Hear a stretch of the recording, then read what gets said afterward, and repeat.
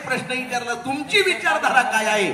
ती विचारधारा या छोट्याशा 3 प्रश्नांमध्ये आहे. शिक्षक 7वीतल्या प्रश्नाला दादा 3 प्रश्न विचारतो आणि त्या 3 प्रश्नांची सुंदर उत्तर ते पोरग देतं. शिक्षकाने प्रश्न केला, देव म्हणजे काय रे? एका शब्दातच सांग राजा म्हणजे काय रे?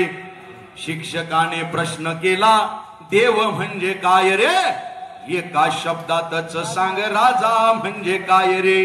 प्रश्न होता तिसरा तो आगळा ना वेगळा, ज्ञान स्वाभिमान बुद्धिमान म्हणजे काय रे?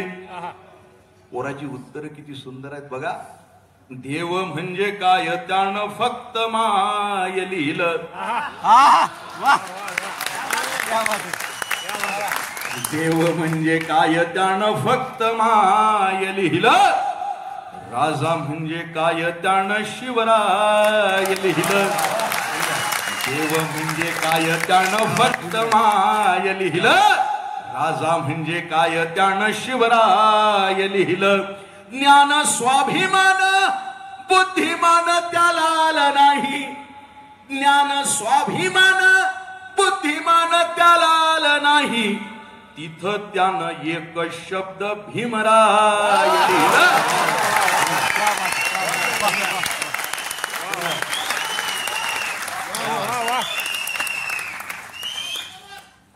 देव म्हणजे काय त्यानं फक्त माय लिहिलं. राजा म्हणजे काय त्यानं शिवराय लिहिलं. ज्ञान स्वाभिमान बुद्धिमान त्याला आलं नाही. ज्ञान स्वाभिमान बुद्धिमान त्याला आलं नाही. तिथं त्यानं एक शब्द भीमराय लिहिलं.